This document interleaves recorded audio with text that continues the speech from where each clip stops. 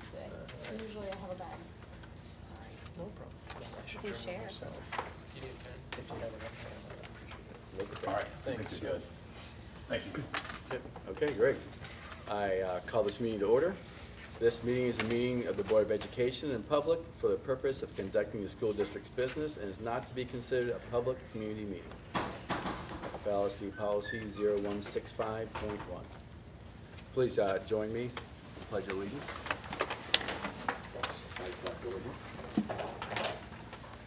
Pledge allegiance to the flag of the United States of America and to the republic for which it stands, one nation, under God, indivisible, with liberty and justice for all.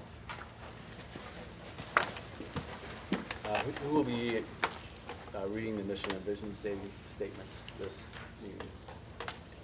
I'll do it. Great. Thank you. Our mission is to foster academic and social growth for each student in a safe, supportive school environment. Our vision is to be a learning community that inspires our students and staff to think critically, grow intellectually, and live with integrity. Thank you. May I have a motion for item 3, additions to and approval of the agenda? I'll move. Second. So, any items? Agenda stand? Was this the most updated one? Yes. Yeah, I think you can check to see what item 11 is. I didn't have time to really check earlier, but.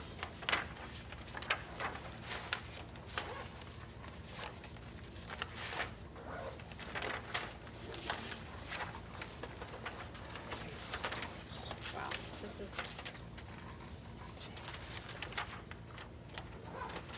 Item 11's been adjusted. So Right, right. Yeah, that's the most I think we're recent. good. And the executive session's on here, so. Okay. A roll call vote for that, Mr. Oliveira. We don't need to Don't roll need for to- this. We don't have to vote to approve it? Just Not aye, the just agenda, voice vote? no, just if we're gonna make changes to it. Okay, great. So, item 4 then. Approval of minutes from the regular meeting of August 15th and the special meetings of August 3rd, August 11th, August 30th, September 7th, and September 14th. I have a few edits for those. I Sure. don't know if they're worth going through one by one, or if I yeah. should just give them to our treasurer, Dave. Most of them are grammatical, wording change. Do you want me to go through each of them individually, should I? If just grammar. There's a grammar, and then for the meeting on August 3rd, just a change in some of the phrasing from my comments, just removing the in front of N95, and then mask being plural, and then instead of I do not see the benefit, I do not see a significant benefit. Okay, all right. That's Do you have for copies just one of those them. that you can give me? Yes, that is for August 3rd. For August 11th, it says Mr. Reeb left the meeting at 6:27 p.m. Wanted to see if before that we could put in my comment that I made beforehand. Mr. Reeb stated that he was leaving to attend the marching band halftime show. Sure. Okay, and then for August 15th, under board coordination matters for myself as well, there's a statement, I think we need to consider posting a sign, and it says about the parked cars there and perhaps a gate at the entrance to the property, whether relocated or new.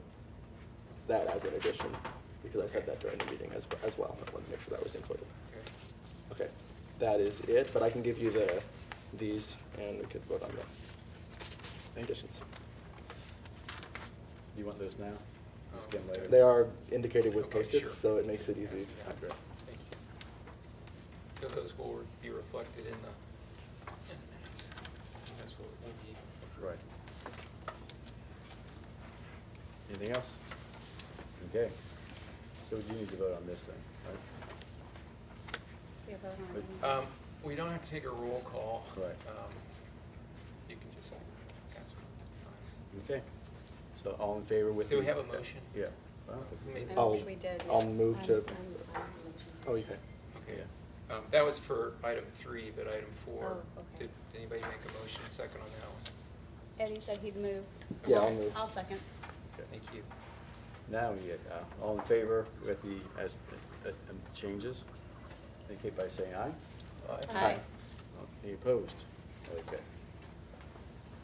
Number 5, student All right. recognition. I just want to take this time out to honor 3 amazing students. We have Josie Thomas, Oliver Oru, and Annie Harlemert. I don't think they were able to make it today, but Josie's right here. They designed the mural at the Finneytown Kroger.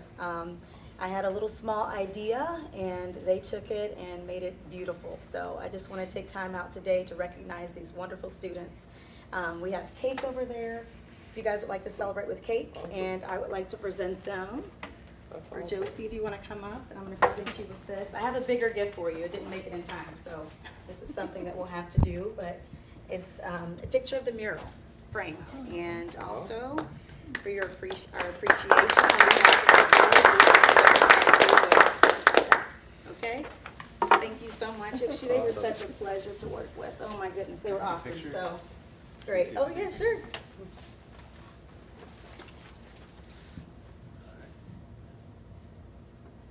Thank you. Okay. They spent a lot of time. They worked at least 10 to 11 days straight on the mural. Blood, sweat, tears, all day, every day. They worked on it until they got it done. So That's awesome. I have some pictures of the mural if anybody would like to see it. If you haven't had a chance to go to the Finneytown Kroger, if you guys want to pass these around, that'd be great. Once again, thank you guys so much. Thank you.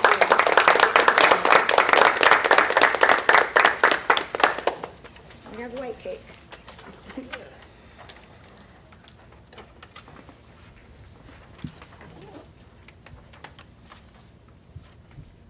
Okay, Dr. Banks, will you take us through the administrative report? Yes, so since our last regular meeting, we've had a lot going on in the district, including the start of the school year. I did want to share a couple of things. Number one, we received notification actually today. We received the first of what we're hoping is 2 safety grants in the amount of $50,000 for hopefully a total of $100,000. All of those dollars will be spent on safety measures here at the secondary campus, and so that will include some updated cameras, security system, locks, things like that. We'll have more as we move forward with that planning for allowable uses, but that is exciting. We have also, we will be starting with a new swipe card and Visitor Basic, and that will basically be when our families come in to either pick up a child, visit a classroom, things like that. They will now go through, scan their ID card, get a temporary ID card just to let us know who's in the building when and visiting our students, as well as the swipe card will also be used for our students at secondary campus when they sign in to help us track tardies and things like that. So that's one piece. I wanted to share some of our exciting things that have been going on around the district, including our opening day this year. We had 4 days of PD prior to the school starting. And the first day, we all gathered at Finneytown Elementary for the first time, and in Wildcat Commons, and that was awesome. We had 19 different stories that were shared by staff members about the work that was either going on throughout the summer, towards the end of last school year, or getting planned for this coming school year.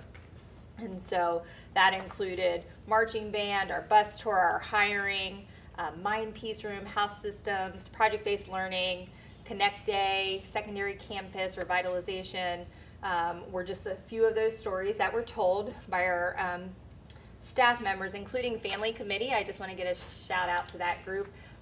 It is something similar in nature to the house system. It's about creating smaller communities within Finneytown Elementary for connection for students.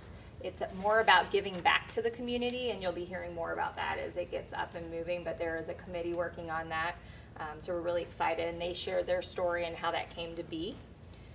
Then kind of off of that, last Wednesday, we were able to host a story harvest with several of you guys as well as some of our staff members. Those stories, we had 5 stories that were represented at that story harvest, and that included our literacy leadership teamwork, and Lauren Woodward led that conversation and story.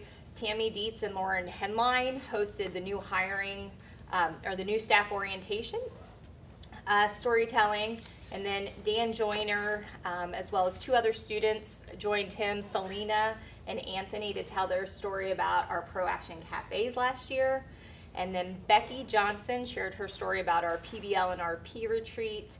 And Jessie Martin, who is our new AP at Finneytown Elementary, shared her story about hiring and our district leadership retreat. So great night of storytelling. Then we had our Kroger Reopening, as Jalecia referenced, where we not only got to celebrate Josie, Annie, and Oliver, but also our marching band was present, and we're playing literally up and down the aisles of Kroger. So that was awesome. And then they had some donations that we'll be referencing a little bit later. We had our ribbon cutting on September 2nd at Finneytown Elementary. We had a fantastic turnout by our community. We had all generations present, future Wildcats, past Wildcats, community members, and a lot of our business partners showed up, so that was awesome. That same day in the evening, we had our first ever live stream of game day. There will be a second edition coming up this week for homecoming. We hope you tune in. I'll be sending out that link for community members who can't be here to see it. But that was hosted by Eric, Dave Wolfirst, Kyle Chambers, who's here with us tonight, Tim Krause, who's a partner with us, worked on it. Several students, past and present, including Ben Wolfirst, Charlie Crawley, a current leader of the House system, as well as a teacher here, Michael Holland, students Gabby, Ray, Nadia, all helped with it. A little preview for the one coming up this week, Donovan Clark, alumni, and previous also played for the NFL, will be joining them for an interview on Fridays. The bus tour was another event we had. We had 4 buses in our drumline going to the community. That was well received. We had people waiting on all the corners. It was awesome. We had new staff orientation. Our RP and PBL facilitators helped design and facilitate that. Their focus was on building connection and bringing together people around our work with restorative practices and project-based learning. We had our second year of our podcast started. On there, we have featured our garden club. Students Alyssa and Ben joined Miss Cleghorn to talk about their work with Garden Club, which included partnering with our ELO group. You will see parts of the Garden Club also at Finneytown Elementary. We're really excited about their work, not only here on this campus, but then filtering down to Finneytown Elementary. We had marching band. Mr. Frank and Mr. Delaney talked about all the work going into this year's marching band and their preparations for competitions, as well as we had a series on restorative practices, and that was with Miss Deeds and Lakira, who has come talk to the board before about her participation in that. And then this week's new staff orientation, Evie Apifano, I think I said that right, is a new staff member here, and she talks about what it was like to go through the hiring process. Many of you have known, heard us talk about it. We revamped our hiring process this year, and she talks a little bit about that on the podcast. I wanted to recognize, too, I don't know if everyone is aware of this or not, Jalecia is going to be honored and recognized by the Ohio School Board Association for the Aptitude Award, and 38 board members in the state of Ohio out of nearly 3,400 are recognized at this event, and so I just want to thank you for your representation of Finneytown school districts. Thank you. We have some future meetings coming up we're excited about. I'm meeting with all the leaders of our support organizations to talk about how we can come together collectively to move the work of the district with each of their kind of cornerstones, but how do we reach all students together? We will also be meeting, I'm meeting tomorrow with Mr. Joyner to plan what is currently called Wildcat Connection or Wildcat Collaboration. It might change, but it's a series of meetings with our students around what matters to them. And we're hoping to host 3 series throughout the school year of 3 meetings. So I'll have more as we get that underway. And I think that is it.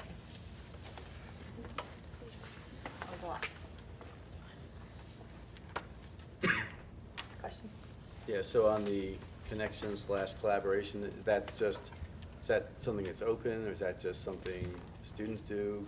Would it be useful for a board member to show up if we were interested, or get in the way, or?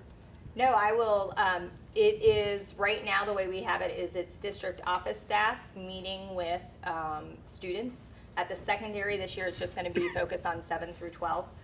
We hope to expand it to the elementary, but we're gonna start here and see how that goes. I would love I can share those dates and times with you. We're alternating, we worked with Miss Miller and Miss Walker.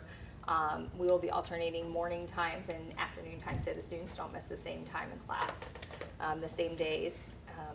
We plan on doing an open invitation. We're gonna have a smaller design team with a few students, and Okay. then it'll be open to however many students would like to join us, so. It sounds right in line with the meeting we had with Yeah. various administrators on getting input and getting feedback from the students. So, for the visitor process, is that can be the same at both campuses then? It is, Okay. yep, So you were able to bring the same system or whatever to the secondary campus? that's correct, and it's Nice. called Swipe. We went and, I believe Miss Miller went out to see it in action. Deer Park has it as well, and then we brought it, and Mr. Anderson's worked with both buildings to figure out what that looks like moving forward, but that should be in place by the end of the month. Yeah. Yep. So that's just you to know who's in the building, it's nothing done, the information or any kind of lookups on people who visited or anything, like if you're sharing your driver's license, it's just some, It's just to know who's coming in our building. It's just part of the process. It does do a cursory background check of checks like a sexual offender database for visitors that are coming in the building. But it is an official badging system, which is definitely a step forward for us. And then the swipe function is, we're gonna start off by using that for tardies in both buildings. So it integrates with our student information system. So when a kid comes in late, they can either swipe their ID card at secondary campus or type in their number or a number of different ways, and automatically we'll upload it. So no more having to write a ton of tardy slips, it just automatically does it. okay, it so that's allows only us- used in that time, just everybody's not swiping in when they show up or anything? Not as of right now. It does have that function, but we're starting with we're starting with the two small parts because I didn't want to invest a ton right away until we know whether or not it's going to work. So Yeah, it should be a pretty good system. Yeah, as far as just generally people coming in, I believe you'll run the same thing every business does with people just coming in because somebody else swiped and stuff like that, so. If professionals can't do it, even when they're mocked on videos and company meetings, which our company tried to do, discourage that, I don't think we would, but it's, use right now and just hoping for 100% compliance, being upset with it, otherwise, that's not a good goal, but yeah, as you move forward, it's great.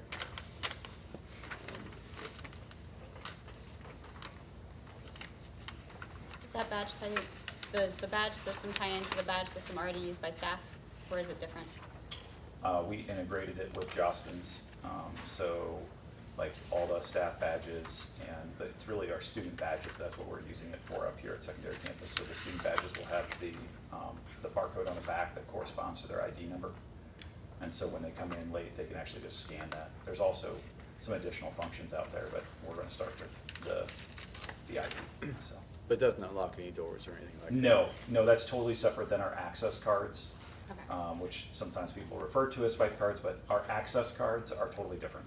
They're not connected to the ID cards and not connected to this swipe system. So, Gotcha. yeah, totally separate systems.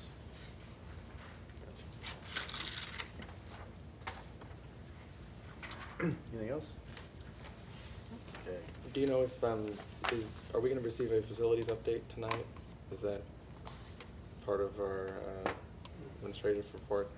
It is not. There are no, I can share, Dave and I will be having a call with Joe from OFCC on Monday. He wants to give us some updated information, so that is scheduled, but at this time I have nothing more to update the board on from our last meeting. I have a few things related to that, but I may include that in my board coordination. Okay. Yeah, that'd be a good time.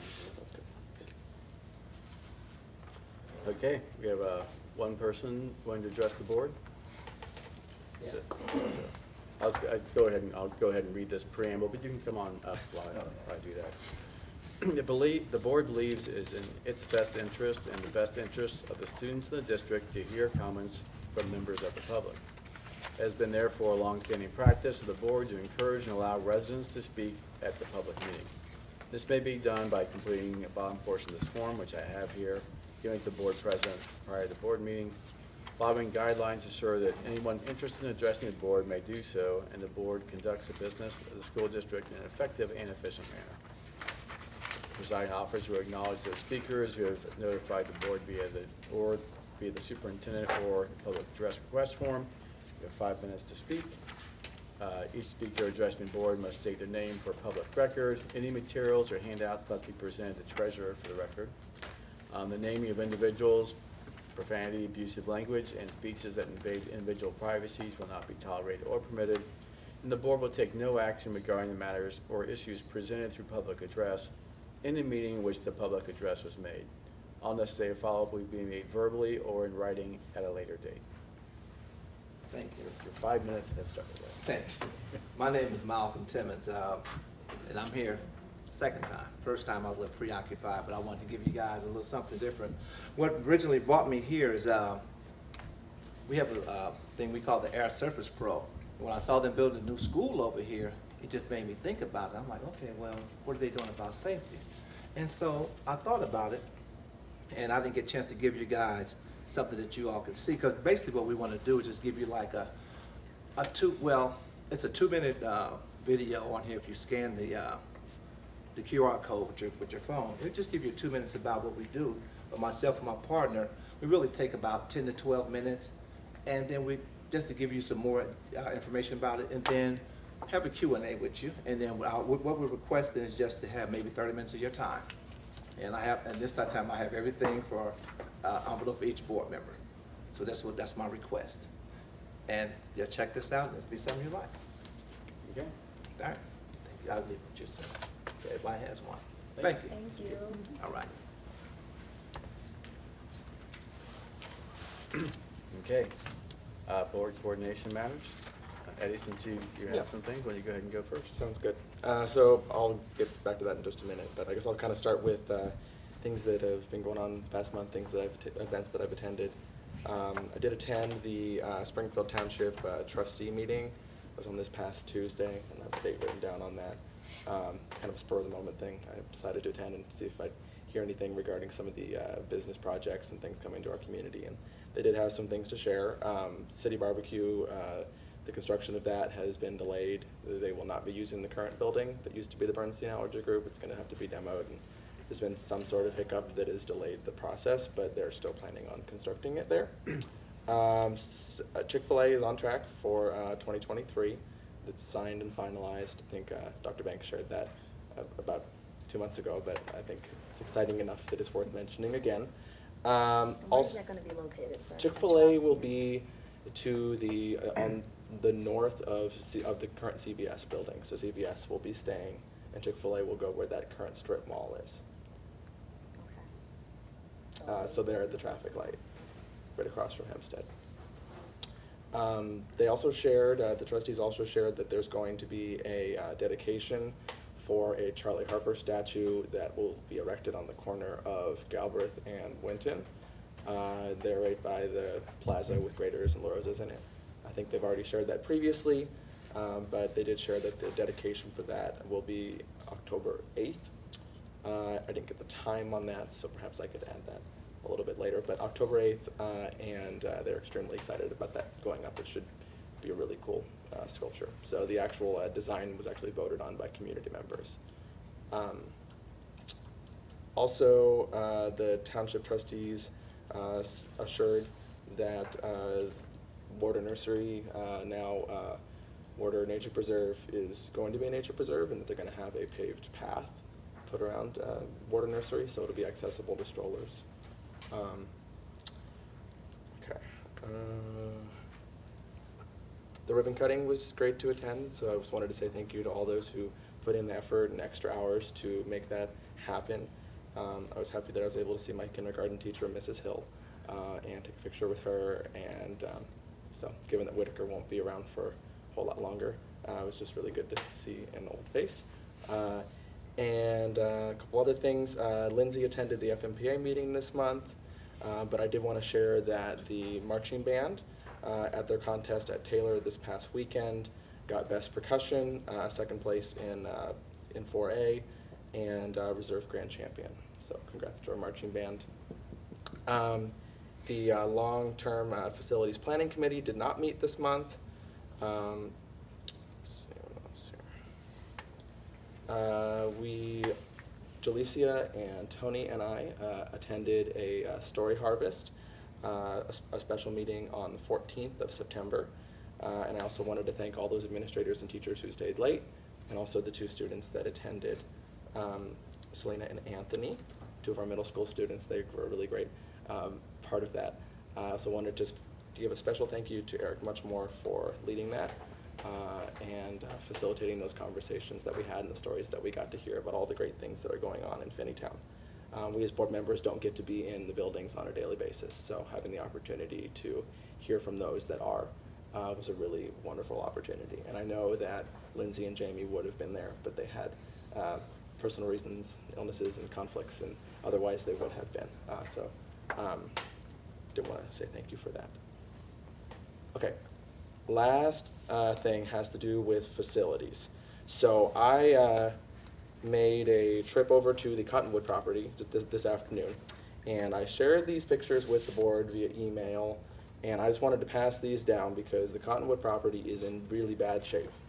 If you go When over, did you share the email? I just sent it Late this about 2 hours Okay, ago. that's probably why I I wanted the pictures to be as current as possible. There are numerous code violations. There are junk vehicles, 1 vehicle with an entire can, or maybe 2 cans of white paint dumped on it. There's a vehicle that's clearly inoperable that has a flat tire, and the tire is not able to be driven. There's glass, lots of litter, an overflowing trash can, and also grass that's definitely longer than, I believe it's 15 inches that the township allows. So I'm very concerned about that being an eyesore and a nuisance to the neighborhood, especially those that live adjacent to the property. I live on John Quill, so I'm about 4 or 5 streets over. I don't get back there very often, and I'm not sure that many of us do unless you live back there, or maybe you're just driving through the neighborhood to pick someone up or drop someone off. But I'm very concerned about the state of the property. I think that it is a safety hazard. There are vehicles that have been parking on district property. I went back in the township auditor's website, and you can see even back to 2015. So this is not something that's new, it's something that's been going on for at least 7 years that I can document. And I am concerned about the liability to the district, the effect on property values, safety, and just being good stewards of the property that we have shared here as a school district. So I wanted to just share that with the board. My feeling is that either the board or the administration should take action on this immediately in the form of some sort of better posted signs. There's a couple of no trespassing signs, but they're not at the entrance to the property, and they're rusted, and they've been there, I believe, all the way back when Cottonwood was still standing.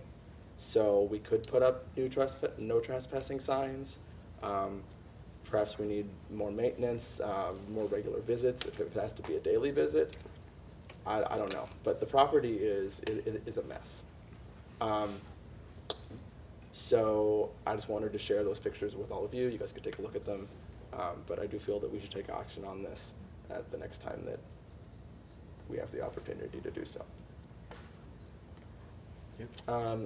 Also related to facilities, I was hoping that we could get an update on the Whitaker property demo quotes, and kind of how the process on that is going. But if you don't have an update yet, then that's okay.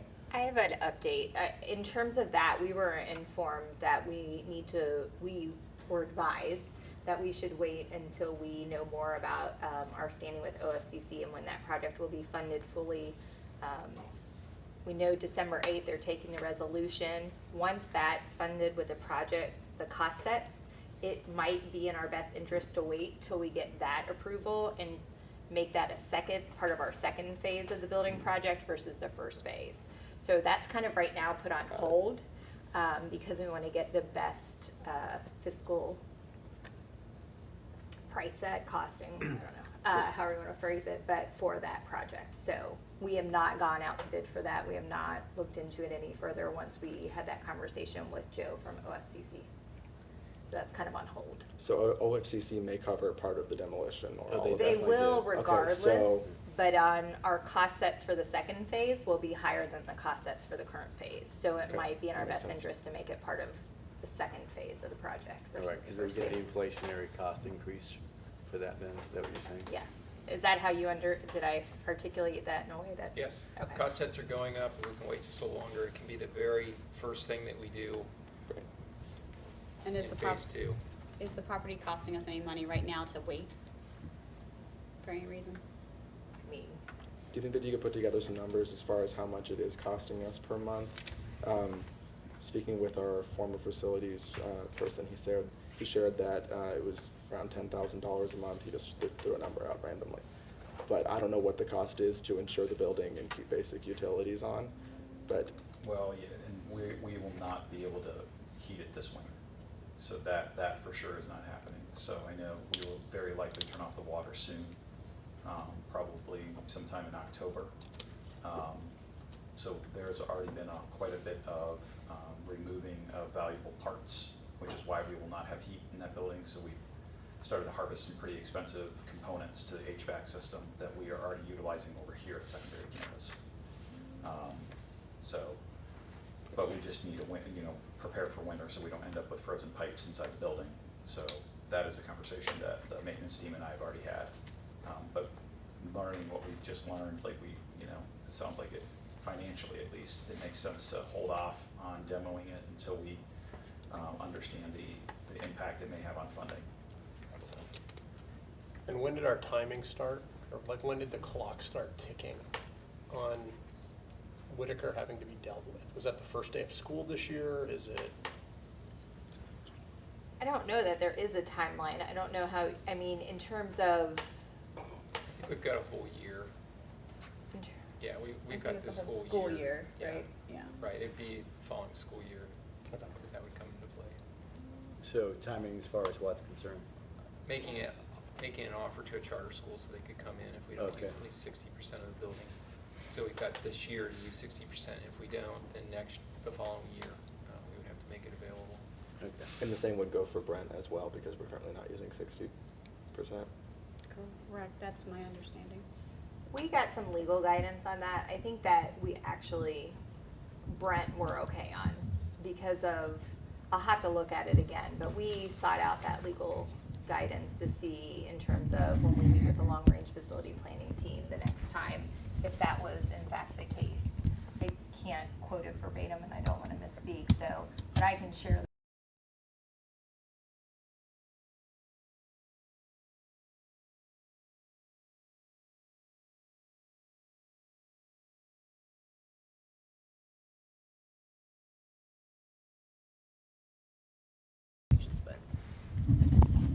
Which might have been the clause we were looking at. So I'll look and I'll email that to you guys tomorrow. Thank you. The other, I guess this is the final thing that I had is for my board coordination. I heard that we heard that there was some vandalism that you shared with us, Dr. Banks, that occurred at the stadium. I didn't know if you had any updates on that and how that's been dealt with. So I can't talk about student discipline in Okay. an open meeting, but yes, we have taken every measure to ensure it does not happen again.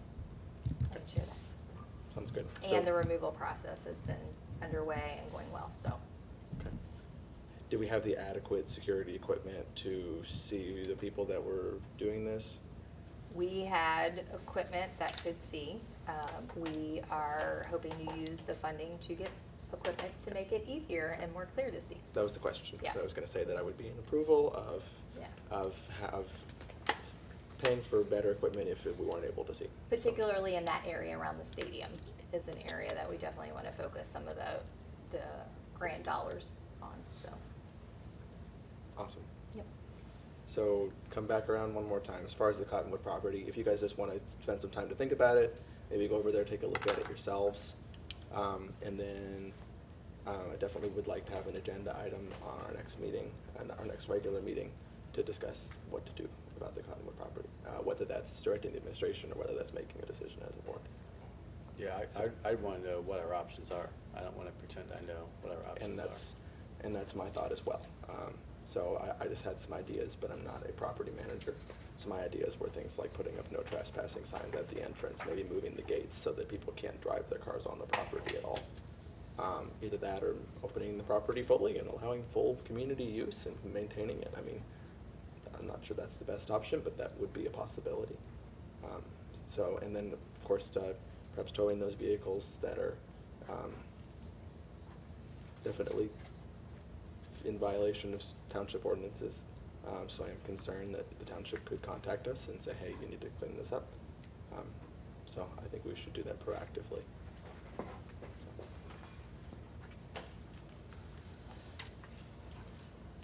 That's all I have. All right, we had our student liaison conversation with Laurie as well as some other administrators, and it was phenomenal. We left feeling hopeful, and it was just a very positive meeting. Tony attended as well. It's one of those things where if you're not in the buildings every day, you don't really see all the great things that the admin are doing with our students, and it was just really rewarding to see. And I thank all of the admin for that. It was a wonderful experience. PTA primary, we have the carnival coming up October 1st. We are in need of a lot of volunteers, please. If you can donate time, supplies, please look into volunteering because it's pretty slim right now, so we could use your help. We had the primary PTA meeting, which I could not attend because I attended the Story Harvest, which was amazing. It was a great experience, a nice crowd. Everybody just kind of came together. It was a group full of leaders, and it was organized really well. Kudos to everybody involved, Eric Muchmore. It was just a beautiful experience. I shed some tears. It was very moving, and it felt good. So this month is student achievement. For student achievement, it's September is Attendance Awareness Month. So this month recognizes the importance of mobilizing schools and partners, communities to promote regular attendance by developing strategies and personalized interventions to reduce chronic absence. So districts and schools are encouraged to celebrate those students who are showing up. I'm sure Meredith has great ideas with the new buildings, but I definitely think it's something we need to recognize for our students who are showing up and giving 110%. So also, our OSBA conference is coming up. A bunch of our students, well, not a bunch, 5 of our students are going to be going to Columbus, and they're going to be playing their recorders. Mr. Richmond submitted a video, and our school was selected for the booth. Yeah, so it's pretty exciting. And as far as I know, it's the first time that Finneytown's ever gone to it, so it's something I'm really proud of. And mark your calendars for that. We may need chaperones. I'm excited. So that's all I have. I'll be brief. And we'll go on to Tony. Thanks. Yeah, and the student liaison meeting, so for those of you who haven't heard this a bunch of times, I had 7 kids go K through 12 here at Finneytown. And seeing the opportunities and some of the things, so, and Lori and I discussed it afterwards, is how do, and they did something about this with the secondary campus open house. I was like, what all parents, who all knows about all these activities, all these things going on, were not going on when my kids were here. And that was, they give out a pamphlet of some kind with that, with all those activities for the kids. And well, the kids, if they take them home, they get laid somewhere or something random. But most of the information for the parents, let's face it. The kids know what's going on. If they care, they're involved. If they don't, they don't. But yes, that was really great to hear. Just the long list of all the things, and even to see the administrators go, oh, and there's that one more thing. Oh, there's that one more thing. And all of these opportunities for the secondary campus students to get involved in just whatever way they want. My wife and I talked about it afterwards, and just combination of not just those activities, but all the other things going on in district. And we have some students who, one's a chef now, hated school, but it would have been different for him. But another one finished his PhD doing cancer research. And even though the school was good for him, how many more things, how much richer the experience would have been for him, from elementary throughout. So as great as experience as our students had in their various walks of life now, we just see richer experiences they could have had. So it's been pretty neat to watch. So also, with the story harvest, yeah, it's pretty interesting. And so I went to Jessica Martin's and Becky Johnson's groups. And so Becky and I were the only two people there for a little while, and she's the tech teacher, and I'm a very, I do machine learning, all kinds of crazy technical stuff. So we had a good time talking. I'll probably work with her some in her class some. But just hearing her talk about restorative practice and what that really meant, and just hearing some of the things she brought up, and it's really that you connect with the kids to bring the class together so they're all learning together. Yes, you might hear some concepts maybe they're trying to get in their head and try to do something in psychology with them. No, it's nothing like that. And some of the more interesting comments were, if there's a problem in the classroom, I need to figure out what better connection I can make with the student. And it does lead to a better learning experience. And she even said, taking her frame of mind from a behavior problem to how do we get past what's the root cause. And these things all sound like maybe they don't work. No, these practices work. A lot of what they do, they've taken what successful teachers who have had great classroom management forever have done, and also studying the mind, how kids learn, and just take them and put them into things teachers can do. May not have occurred to you, and again, I've heard teachers who were skeptical say, well, I did these things, they worked. And she came from a very different background. So that was really interesting. It was interesting with Jessica Martin also, because one of the things she discussed at length was the interview process.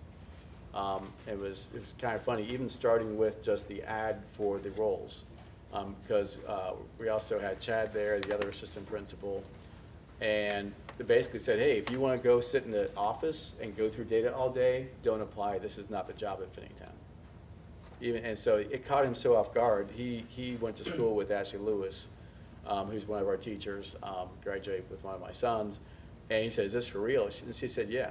And the thing from the interview process they got from it was, this school is about the kids. You have credentials, you have that, that's all important. Our district is about the kids. Jessica's very professional, very thorough. She interviewed 4 places. She interviewed at Lebanon, Sycamore, Cincinnati Public, and Finneytown. And she got the offer from Lebanon and wanted Finneytown so bad, before she had the offer, she turned it down. So, just the process, having students be part of the interview and understanding the focus from that.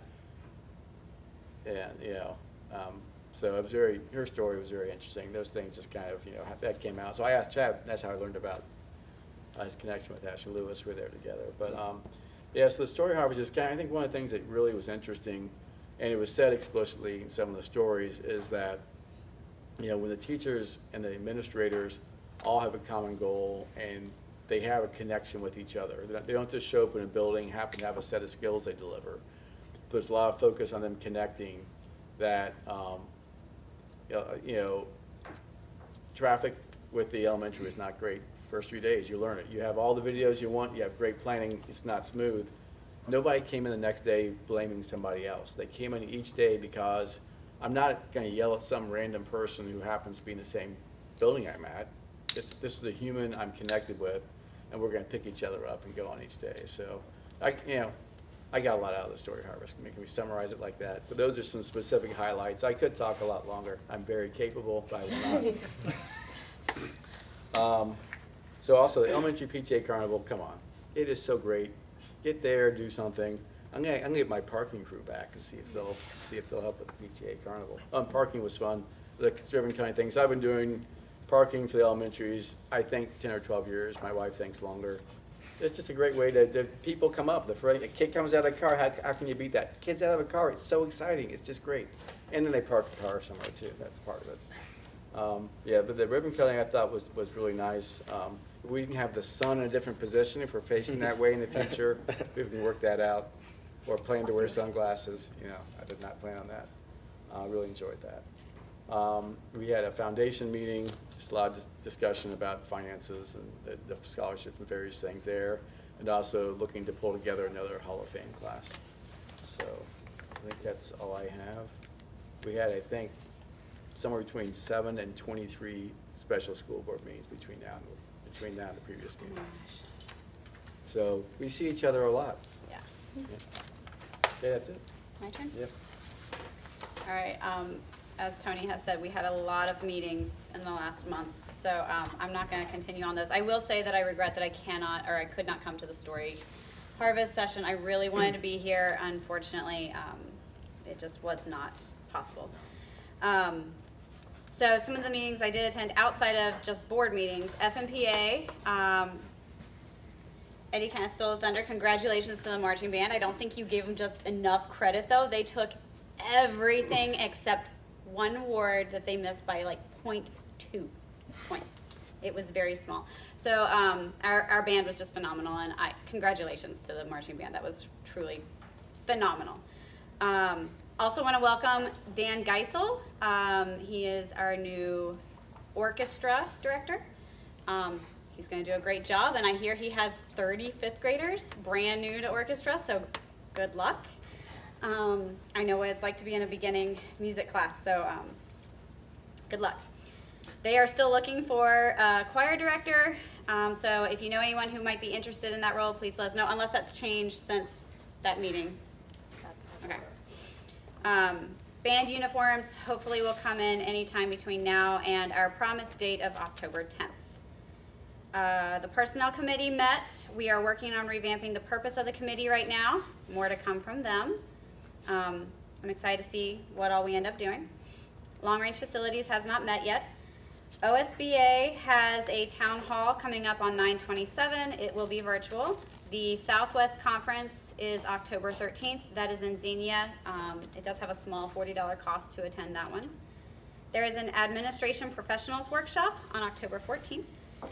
And then they're doing a coffee chat that's virtual. It's on social media on October 18th. And then, of course, we have our conference coming up in November. There is the annual legislative, membership meeting that we have to delegate someone to attend that. Yeah, we didn't I do didn't that. know if you wanted me to, or Did we do our that legislative organizational meeting? liaison, or What's that? I thought we did that at the organizational meeting. who goes to that? With the delegate and the backup. Is that me? Okay. Yes, you're the That's me, delegate and I'm the backup. Okay. I assumed it was me, but I wasn't sure if it was me or the legislative liaison. No, two separate things. You win. Awesome. Beyond Differences Finneytown is started up as far as we're looking for applications. The application is online. It is also available in the admin office, I believe. You can either fill it out by hand and drop it off at the admin, or you can fill it out digitally and email it to Tony and I, or you can fill it out by hand and scan it to Tony and I. We have one applicant so far, and then we have someone else who said she's not interested in leading, but she might be interested in the committee itself once it's started up. And then I think we have a meeting. I didn't get a chance to read your email today, but I saw something on it at least, so. Yeah, Tommy's willing to sit down and Oh, yeah. just brainstorm next steps and stuff. Okay. So, So- very exciting. Yeah, Yeah, so on that, yeah.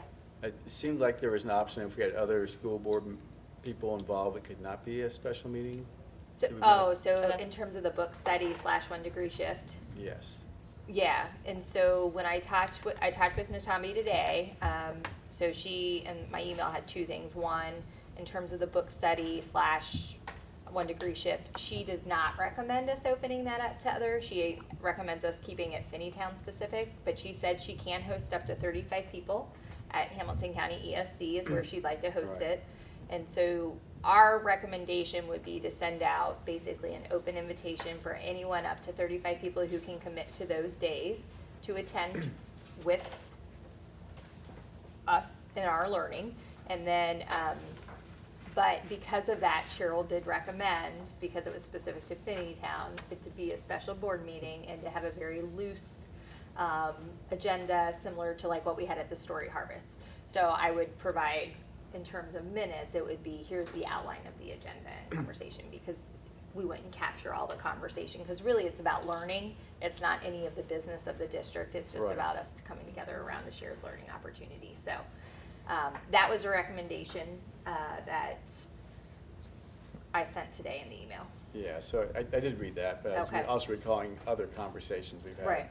So, so as I understand this curriculum, it is kind of a self-reflection, learning thing, people to get the most out of it, need to be very vulnerable. And so, instead of like a general opening, if I perhaps had a connection with one or more Wyoming school board members who I can invite and just have one person there from another district, would that make it not a special meeting, so it wouldn't be open to the public? Similarly, I know someone in Norwood as well Right. who may be interested. So Natami's point in our conversation when we were reflecting on it today was, we are in a different stage than most districts in this work. And in terms of our internal staff, everybody's been trained on 1 degree shift currently. Right. And he said she said the conversation would be different than districts who have not done any of this work. So Wyoming has already done it. Okay, I Right. can talk with her about Right, that. yeah, so they've already done the program, they've actually did that a few years back, and now we're doing now on to belonging inclusion. So I have a friend who's very heavily involved in Wyoming. She's not on the board, but she's on their belonging inclusion committee with the board. So I just reached out to her. So if we get somebody who'd already been through it, because to me this concern is, I don't think it's likely people are going to travel down there for it. But if somebody did, it could just make it uncomfortable, not just for the board members, but also for the staff. Yeah, non-participating observers would make it. Yeah. think I know it's awkward. not likely that would happen, but if there's a way we could have somebody who's been through it before, maybe like, I don't know that the board in Wyoming went through it, that's why I'd have a conversation. So, but if we had somebody interested who maybe been, was on track with it already, so it wouldn't be, yes, it'd be, so. Okay. I will have that conversation, and we can also follow up again with Cheryl. Because I thought Cheryl had said if there were other people there, then it would be more generalized training and not necessarily. Yeah, and then she just said the advice would be for the 5 of you, if all 5 of you are in attendance, just basically don't sit together. Yeah. Kind of like at Capital, similar Yeah, to any right. other shared learning that we might attend, so, Yeah. okay. I will follow up. Thank you. And then in regards to Beyond Differences, we have the one applicant, possibly more interest, possibly more interest from Natombi as well. We did say that the application date is September 30th, and we'll go from there once we see how they're doing. And then, yeah, I had some other comments, but I think that they're better saved for elsewhere.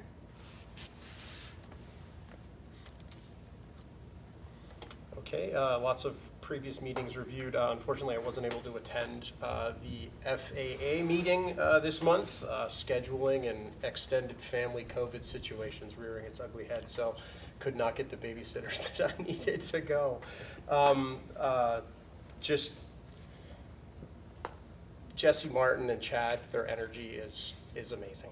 They're great hires. All of my interactions with them have been wonderful, and great job hiring them, everyone that was involved in it. So, but I don't want to rehash what everybody said. I also wish I could have been at the story harvesting, but couldn't make it. So, So, is everybody okay with the COVID? How's the family doing with that? So I know they're all testing negative now. I know without inconvenience, Yes. but I'm kind of want to know. Yeah, right? no, they were, That's great. symptoms, but they're better. So. Inconvenient is an That's great. understatement. I'm just gonna be very real. Yeah. Not the same situation, very different dates and times, but Okay, so just so you want to go on the second item there, policy Oh. development provider. yeah, I meant to update you when we were talking earlier, but I forgot. I reached out to OSBA. They have not responded back. I kind of reached out later than I had planned. So I will get that information for the next time that whenever we're talking, I'm sure it's next week. I know the next special meeting is October 11th. Wow. I know Yeah. it seems so far away. But yeah, I'll have more information on that hopefully by then, for sure. Yeah, so I do just have a little bit to say on that. Yeah, I figured we could talk it still, right? Yeah, so one aspect is, I know officially policy belongs to the board, but most of it is legally required. So, the board says, you get like, a pretty common thing, they'll say, hey, there's 5 options, which ones do you want? There's a certain minimal requirement to be in compliance with, newly passed laws. Most of those laws do not affect the board. They mostly affect, Dave, your office. You're often in those, and they affect your office as well. And so as we go through this discussion, I know we had used OSBA in the past, and for some reason we stopped. I don't know if that was during I your. think it was because Neola was, they offered online before OSBA did. Okay. That's one of the factors. Right. And also, so our rep is he had 9 years superintendent at 2 different districts. And that can create a level of comfort that if you have not worked with him before can seem flippant, but it really isn't. So he is an acquired taste. I did talk with him more while they were celebrating somebody's retirement. And so, yeah, I think that's one thing. I know some of the things may not have felt good to you, and we can discuss that, about that. Because some of it's just, if you're, I don't know if everybody's had the experience, you go to a doctor's office, everybody works in a doctor's office, they know what doctoring's about, and they ask you something and expect you to behave like you work in a doctor's office. It's not a good feel, because then you feel stupid because you didn't know what they know because they do it every day. He can give that vibe sometimes, and so we can work with him on that. Well, I can expand on that. It's not necessarily the vibe he gave, that was his impression of me in some instances. But I brought this up Yeah. partly because, yeah, he does have an acquired taste that I don't have the acquired taste for yet. I think some of our policies are written in a very overly complicated way. I've seen OSBA's writing. They seem much more simplified and to the point. I like that style much better. I think more people can, A, understand it and are less intimidated by it, which is why I'm interested in looking at OSBA. The other side, too, that I found out since is you don't have to actually choose one or the other. You can do a mix if needed. I did not know that, and I haven't looked into it farther, but my mentor, when I reached out to her, she said actually they use both, depending on the Right. situation. So something to consider as we go through the process. Maybe you look Yeah. at the cost of doing both also. Exactly, so there's cost involved. I also, yeah, maybe Norm and I didn't get along, but he's just a person at Neola. He's just the representative. It's not Right. necessarily him doing all the policies, and I recognize that. It's just more of the actual policies and how complicated they seem. Some of the justification for why we had to have it a certain way seem to be bare minimum. Well, we have to do it this way because the law says that. Well, yes, we follow the law, but sometimes we need to go above the law in our policies and clarify what we mean by that, or, there's different amounts of leeway in different areas, and he and I did not agree on that in some instances. I do think whoever it is, if we don't use one of their versions, we will not have their lawyers protecting us. So we And use that that makes sense, and I understand why that would be the case. Yeah. For I think in sure. order to make a decision, I probably need to, is there ways that we can get 2 copies of the same policy, one from, I'd almost have to do a side by side. That would be In order for me to ideal. compare apples to apples, Yes. or apples to. That would be not apples. ideal, and if we can't do that, I actually have access to OSBA written policies at other school districts. Now, Awesome. keep in mind that they may have adjusted them, but we can compare what they have to what we have. It has to be pretty easy to do. Yeah, it's not too hard to look at that. So this is just a discussion. Nobody's acting a decision tonight, so it's kind of a warm-up. Yeah. Great. Does everybody feel coordinated? Oh, no, we are not coordinated yet. We're so close to being coordinated. So for the parade, who will be Yes. at the parade or not? You'll be there, coming on I 2 will be. wheels. I'll be Yes. Hopefully on a bike. Is anyone not? I don't know for sure yet. I'm sorry. I am living day by day at the moment, and I am Yeah. back to normal today, so You're just around the hopefully corner. I should be able to come. I don't see any reason I can't come, but I don't know for sure. So Are we all gonna bring candy, yeah, or what? how's everybody that bring gonna work? candy. We Okay. usually bring candy, and then you're gonna make some sort Yeah, I'll of make banner. some kind of banner or something. And then would we like a truck or would we like an SUV? So I can get a big truck. Truck's probably easier. Yeah, it's easier to throw candy. Do we need But music? you wait till the day and see if it's raining. I'm kidding, but. Well, yeah, actually, Do we need music with the speaker playing something? no. Or the We band will don't be. compete with the band. I don't know how close they'll be to us, so I guess we'll just wait We've been in up silence. close enough to offer candy to them. Okay. Okay. That sounds good. Then we don't need to compete, no, certainly And not. just to clarify, is it just us, or is it us and families, or Is it the Us and admin, or you guys admin, too? yeah, us and ad? Yeah. Not admin. I've that's- never us and- They're gotten too, to they're, see they're, the they're front of too, the they're too parade. busy. Depending on the vehicle. I don't think she was, I don't know what the you don't have plan time is. to ride in a parade. No, I just don't know what our plan is quite yet as an admin team. I know I will not be able to participate this year, so. Yeah. I've never seen the front of the parade. I'm usually with the Girl Scouts near the back, so. Yeah, we have to figure out capacity issues if people want to bring I family. know Mr. Walker and Mr. Warmack are taking on the planning and Yeah, again, they do a good job. will line people up and get all that organized yeah. for us. So if someone has an SUV, contact Tony directly and just Tony. I have an SUV and I'll Okay, get you access already to a have truck. one. Yep. Okay. So we'll shoot for the truck, and if people want to bring family, we'll figure out who all can fit. My kids are all in the parade, so. I do recommend not wearing boots, as I walked it the whole last year in boots. Running shoes are sometimes a good idea. Last year was Okay. fast. So truck. Great. Okay. Now, can I have a motion for item 9.1, adoption of the consent calendar under financial matters? So moved. A second? Mr. Oliveria will take us through the consent calendar. First item is the monthly financial report. Total revenues in the general fund for the month of August were $900,230. Fiscal year-to-date revenues in the general fund, $6,247,119. Expenditures in August, again, out of the general fund, $1,412,282. And fiscal year-to-date expenditures, $3,297,578. Ending cash balance at the end of August, $16,093,774 in the general fund. Of course, there's additional information. You can dive into trend information against your previous years. I won't go into that now. Item B, depository investment balances as of August 31st, 2022. Our U.S. bank account, $513,805.02. Star Ohio, $22,635,399.23. And then our three construction funds, Star Ohio Construction Fund number 2, $3,015,755.39. Our U.S. Bank Construction Fund, $4,025,696.69.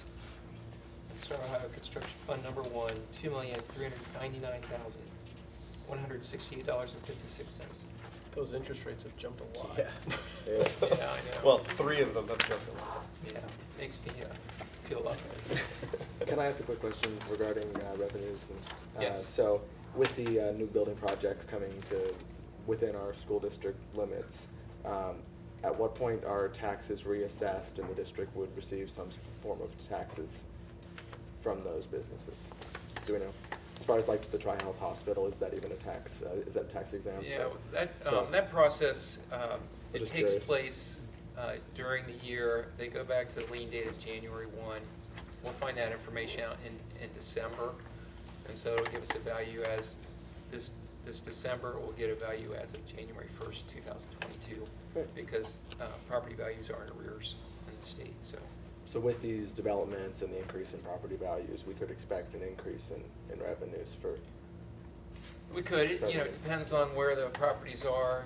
We have a TIF, Springfield Winton Road Corridor TIF properties that are there. Those increases don't actually show up on our duplicate. They show up on another spot, but we have a hold harmless agreement so that Springfield Township gives us that money, and so it comes in another form, but yes, all the way around, it helps us when property values go up. great. Right, so, but try, the new hospital, would that be, is that exempt? A portion of it may be exempt, Okay. yes. I was just curious Portion. since it's such a large property. Yeah. And then, but then as far as just your residential, that doesn't grow uncapped, right? So that there's not like somebody, so like there's only a certain amount we can get from any given levy, right? That's capped. For the most part, right, yeah, when property values go up, the rate should come down so that we bring in about the same amount of money. Okay. The exception would be inside millage, just a small amount that does grow. Most of it does not grow. Got it. Thanks, Dave. Okay, Item C is the interest earned on depository investment accounts for August. General fund, interest income $43,209.86.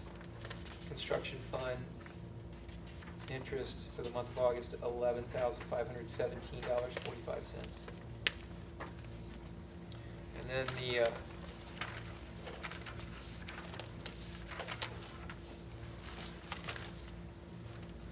construction project spending and commitment report.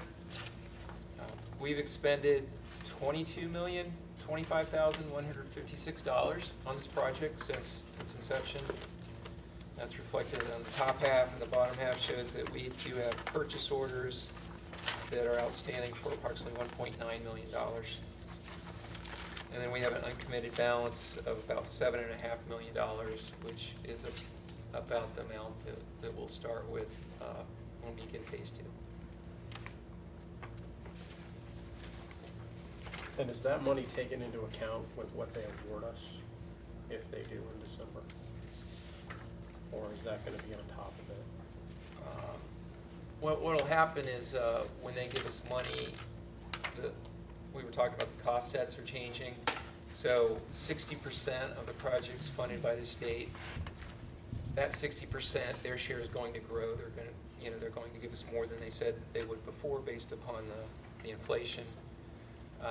We'll be responsible for coming up for the increase on our 40% share.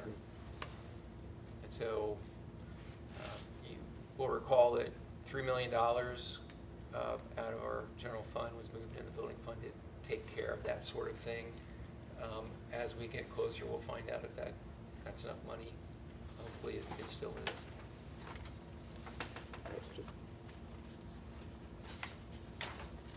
Okay, then item E is a recommendation to approve the amended official certificate of estimated resources. That should also be in our notebooks.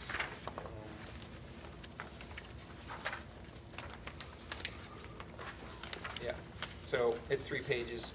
And this is a standard item. Every time that our resources change, our revenues or our projected change, then we report that to the county.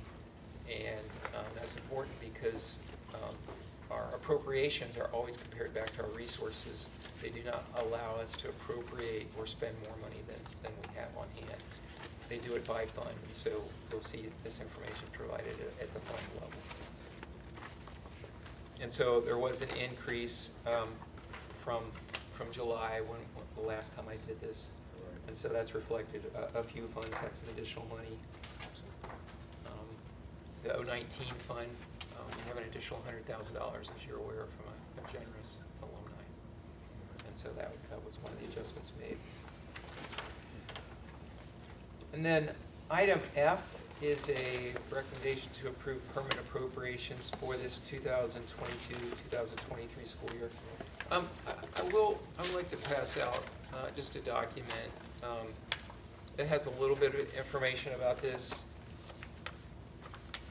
And just a couple of things. So you can see by fund all the appropriations, and they're listed out here. Of course, they total $30,380,000 approximately. The general fund appropriation is set at about $19.5 million. Now, we do have a 5-year forecast that we've been operating from, and that figure's very much in line with what was on the 5-year forecast. Last time the board approved that was back in May. This is a little bit higher, but we've had a couple of things that we're all aware of that have happened in the last couple of months, some judgments that we might need to pay. And so those weren't necessarily reflected on the 5-year forecast, but to some extent they are in these appropriations. And so I think that we're very much on target with what we've been forecasting. I've got some exhibits here, and so a lot of it's trend information, like the second page shows each fund and the amount that we've spent over the last several years, and then what's being appropriated this year. And so you can look at that at various fund levels. Of course, each of these funds, they're targeted This is money received from either state or federal government for a particular purpose, and that's the only way it can be spent. You'll notice debt service funds is listed on there too, and we have about $2.3 million of debt service, principal and interest that we repay during this fiscal year. The building fund is under the capital projects, and you see at the very last column this year, I've got $3 million that I'm appropriating. That's assuming that we'll begin some phase 2 work. Okay, so that's going beyond phase 1, but into phase 2. Perhaps we'll get, a quick start after this December 8th approval and get some things going and start spending some money. So anyway, or encumbering it. So you also have to recognize it when you set up a purchase order. And so, we'll see how it goes. Hopefully we get a quick start. If you go back 2 more pages, there's this page right here, which does show spending at sort of a department level. Now, I do have all salaries and benefits broken out into one line item, and you can see some fairly significant growth there on staff. So we did give some decent raises. We had some money. We were able to do that in our union contracts, and so that's reflected. There's also some services formerly purchased that we had brought in-house, like, for instance, our nursing, and so that's reflected in there as well. Staffing levels are a little bit reduced over what they were a year before based upon a slightly smaller enrollment. And so all these things play into this. But there's about $1.1 million increase over last year's budget just in salaries and benefits. And that's our biggest spending line item, as we've mentioned in the past. Can I ask about that? If those staff members whose salaries are covered by ESSER dollars, is that included in that increase? So they would not appear on this document. This is strictly general fund, strictly general fund. So it is captured in these other numbers. So if there's other staff members that are paid with ESSER funds, then that's additional expenditures, but those are out of a different fund, so they're not on this. Right. Okay. 507 fund is ESSER, and so, yes, that's rolled up in those amounts. On the next page, it's actually Exhibit 4.B. It just gives you an idea of, like, these various departments, how they spend their money. You can see, like, do they spend a lot of money in purchase services or supplies or equipment?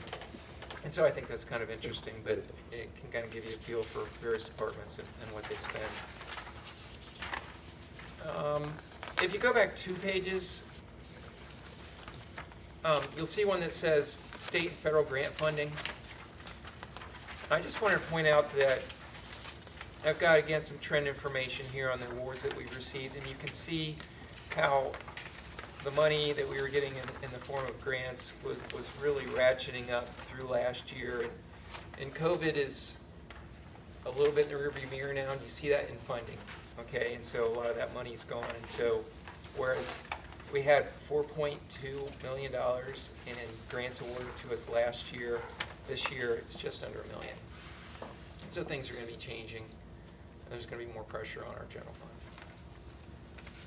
It's a lot less even than the years before, though, so, Yeah, it is even down. especially with the inflation.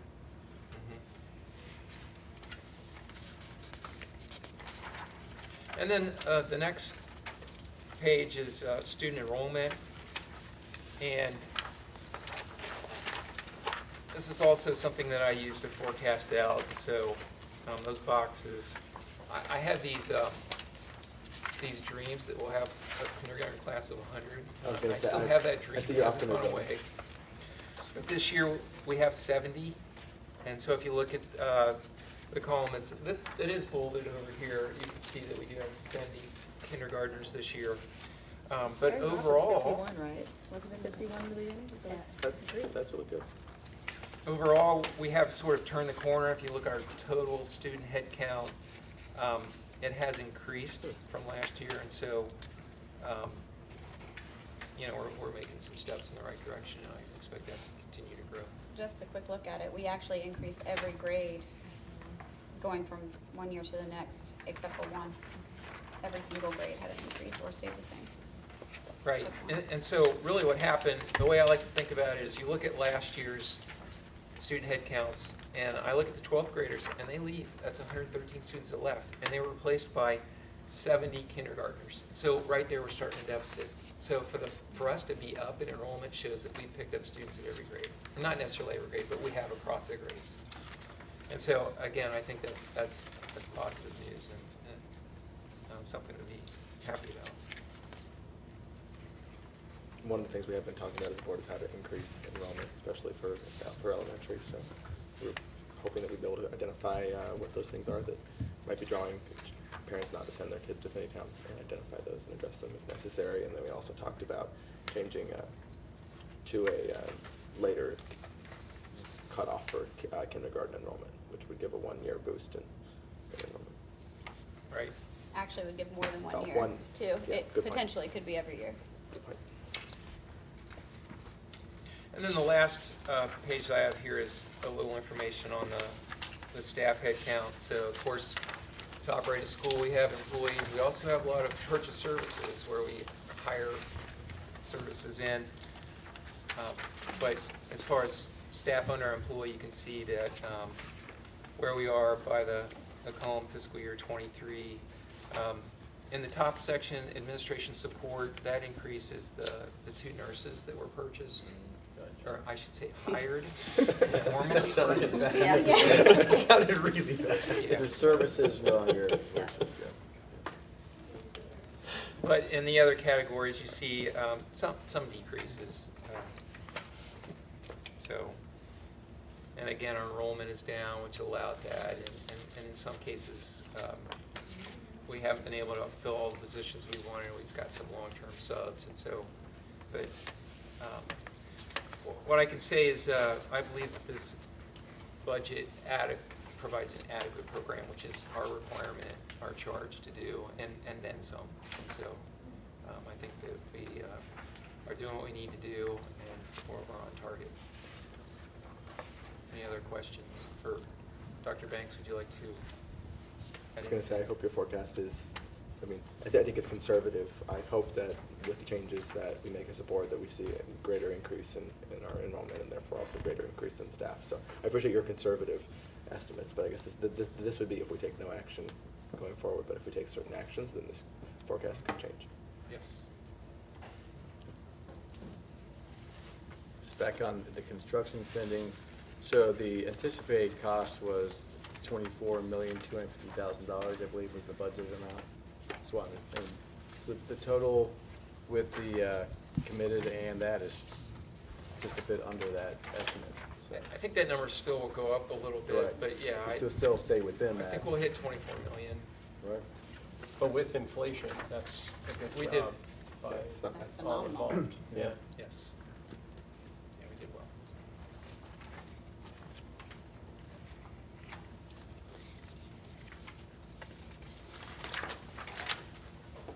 Okay, all right, well, the next item is item G, and it's a recommendation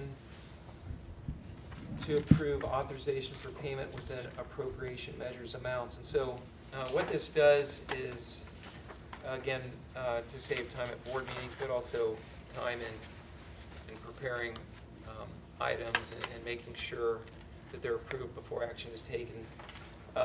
The first section talks about basically authorizing payment, which would be our purchase order process in most cases, or decisions to purchase. A lot of these things we already do. For instance, whenever we hire employees, we would always bring those to you.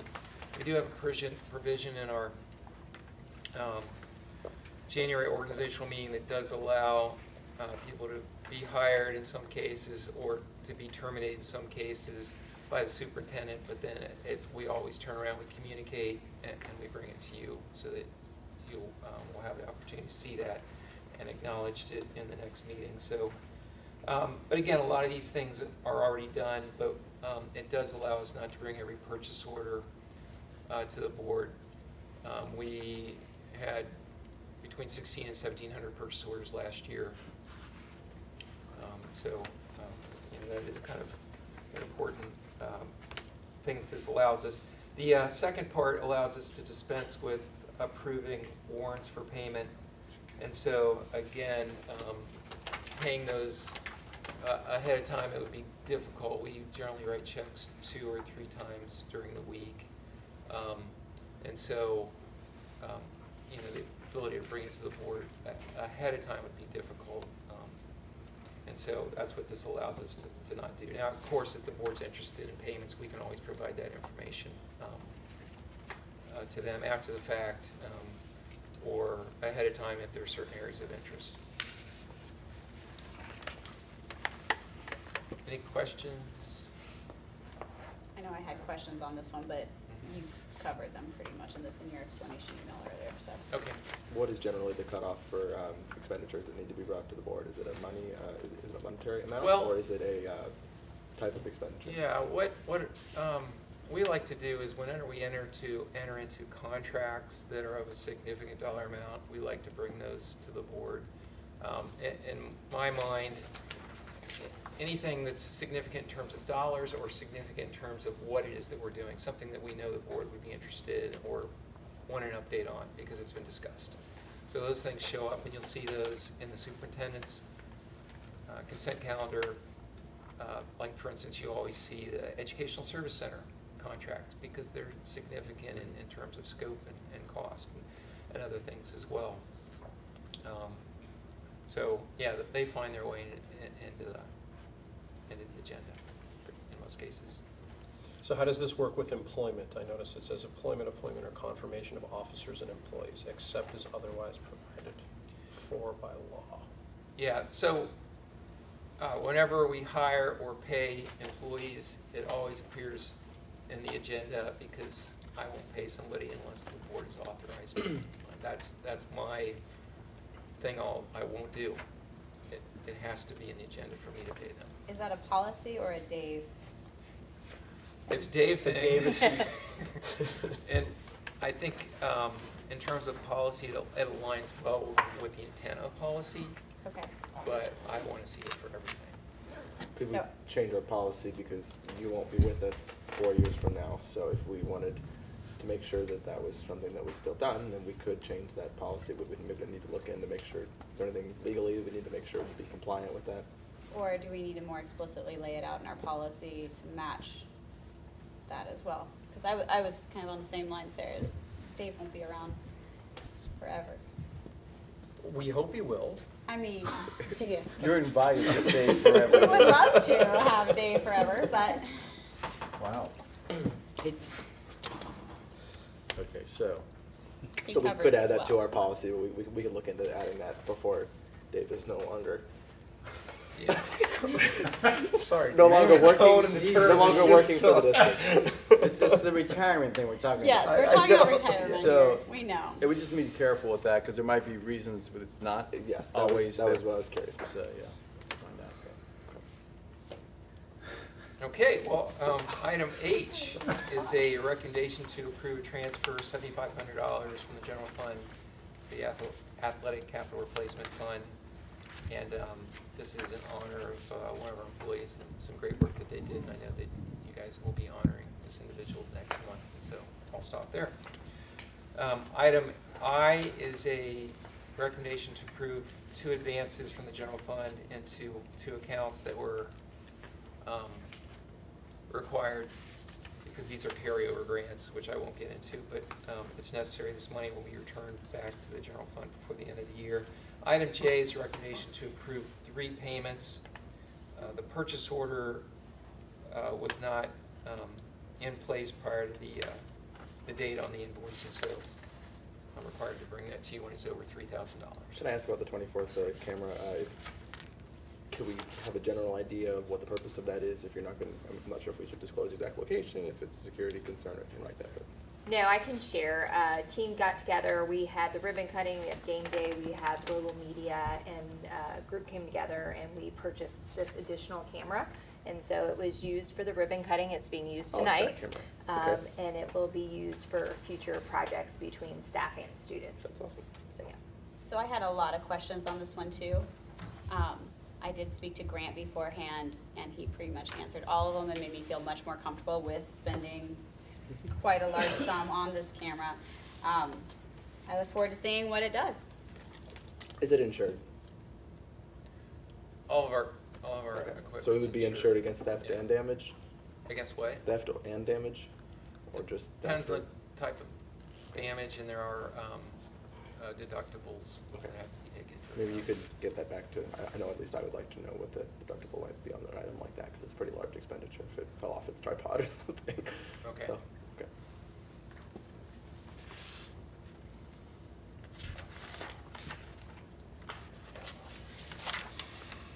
That concludes my report, my consent.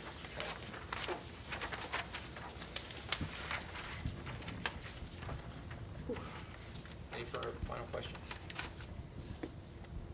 Not having. Okay, may we roll call vote, please? Ms. McMullen? Yes? Mr. Ray? Yes. Mr. Reed? Yes. Mr. Gast? Yes, Ms. Lee? Yes. motion passes. We have a motion for item 10.1, adoption of consent calendar under superintendent's recommendations. So moved. I'll second. Dr. Banks, please take us through your consent calendar. All right, most of the consent calendar includes approval of contracts and acknowledgement of resignations. A couple that I'd like to point out is item J is a list of individuals who will be mentoring other teachers, as well as acknowledgement of our committee for the elementary family committee and the work they'll be doing. Item L. Can I ask quickly about Yep. J? Whenever we're approving compensation, I always like to have a consideration of what the time commitment was for them. So I'm sure it's an appropriate time commitment, but about how much time are they going to be spending on their mentoring during that time period? So I will, do you have a? It doesn't have to be an exact They number. have meetings at least once a month as a whole team, but then they're meeting individually, one-on-one, or in small groups. Like I know several meeting at least weekly, but it's also the daily interactions too. That's who they go to with questions. That's awesome. I'm glad that's a program that we're doing. I was just curious. And it's all part of the RESA program, and so Lauren Henline leads that for us. She's our lead, and then there are different levels in the amount of years you have to be in it, and that includes putting together help me out here, Kind Jen. of like a Got it. portfolio, Yeah. like if you're familiar with national board certification, like they have to pass the RESA assessment. So they're videotaped, they have to analyze that video, there's written responses, Kyle's nodding, listed, Yeah. you just passed it. Last year, so I can say, yeah, Lauren does a nice job with the program, all of our year threes passed last year, so that felt good. And then in year four, they have to do a leadership component that, kind of a project for the year that Lauren helps with. Got it. What is the elementary family committee? So that was, that is a group that got together. Patty Ferris, Katie Elfers, and Nick Tippenhauer are kind of leading that. And that is a group that are coming together to create smaller communities within Finneytown Elementary around service projects or giving back. And so it's in kind of its infancy stage, but they're hoping eventually that they can get our 5th and 6th grade students helping to facilitate and lead that. It was recognizing that what the secondary campus has in the house system, they wanted to bring something about making smaller communities within Finneytown Elementary, and this is it. So it's different than the house system for sure, but it will create those connections within the building with staff, and then hopefully through community projects. Anything else, Meredith, you want to add? I think the only thing I would add is that the family groups are across grade level, and so we're hoping to have some, to what Laurie said, some peer relationships with the older kids and the younger kids, and some mentoring. And I checked, Patty shared last week that we're starting the training for the 5th and 6th grade, either this week or next week, so. Thank you. I want to point out item L. That is recognition of not only our new staff orientation, but also, nope, that's our extended learning opportunity. The amount of staff we had show up for that this year was awesome. And then we had a lot of our students show up, as I said, with the garden club and do some things to support our students in their learning. So that was, we had a lot of great feedback from that, and it was a really cool opportunity. There'll be at least one picture in our next community update that will be coming out through email. Item S is in regard to our substitute teacher resolution. This allows us to align with House Bill 583, which basically removes the requirement for a college degree in order to be a substitute teacher. And so that is what that resolution speaks to as part of the challenge we currently have in finding subs to cast the net a little bit wider for us. And then item W, we had Can I some. ask about item S? Sorry. Sure, absolutely. What were the parking, just out of curiosity, what were the fees previously, so the revision of these fees for parking spaces? That's a small thing. Which one was T? that? Yeah, Oh, S. T. Oh, sorry, I am looking at the old agenda. Oh, okay. So, T, yes. What was it last year? That's what they were. Okay. I don't know where the new numbers came from, but this is what they said. So it's just the same ones as last year? Yeah. Okay. And there still might be the opportunity for students to earn, I know sometimes after prom or something, there might be an opportunity to earn a free parking space the next year or something like that. Yeah. That's just a thought. It's not important. I was just curious if there was a change in the cost. Yeah. Okay. So it's actually consistent with what it was last Great. year, what the board would be approving. Item W, I want to take a moment just to acknowledge some amazing donations we had this month. We had a approximately valued $1,200 couch donated to the secondary campus from Mr. Vorwerk. I think I said that right?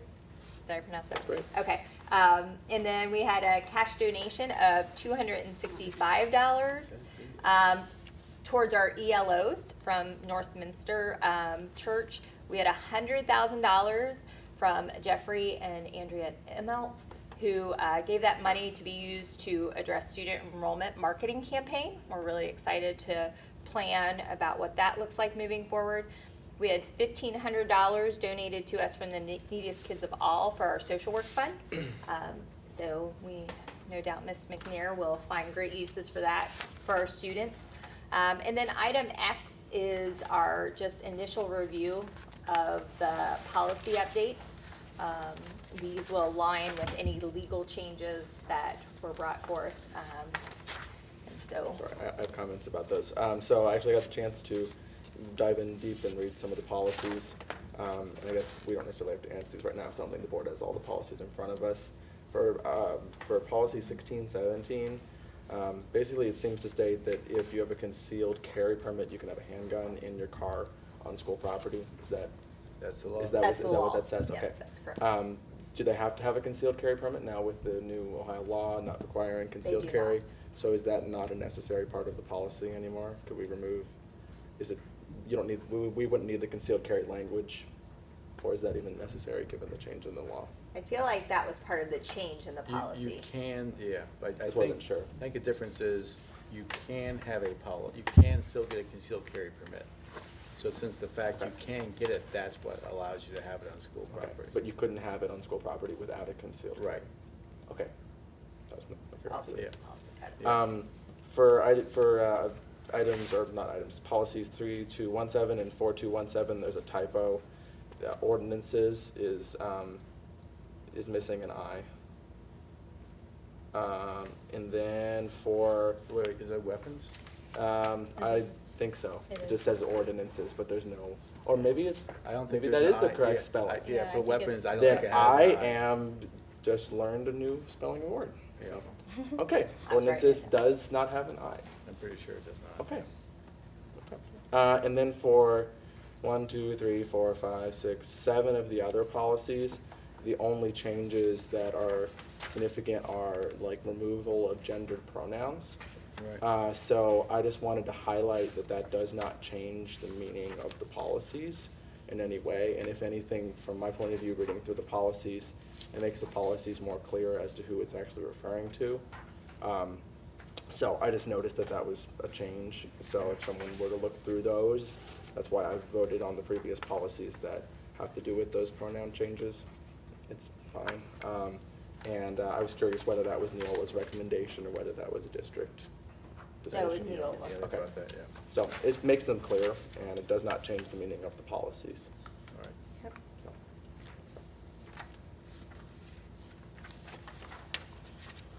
I still have a problem with the substitute teachers not having to have a college degree, but I actually had Nothing. the opposite, so I got a lot of feedback on that afterwards. We have some really good substitutes that don't have bachelor's degrees. And I want to say thank you to those Yeah. substitutes who are Yeah. stepping in and Yeah. being there for our district. No, I had 3 different Yeah. administrators comment Thank you. that some of their best substitutes don't have a bachelor's degree. It doesn't Exactly. affect their performance in the classroom. Absolutely. And my wife, who has volunteered and jumped in, last year she contacted Grant, which rooms have the most problems with kids who are out. So she spent her time there. And the second comment I got was my wife saying, so I couldn't substitute then because she definitely has the skills to do that. So I know in some essence, it seems like that's a stand, but we're experiencing good substitutes even without bachelor's degrees.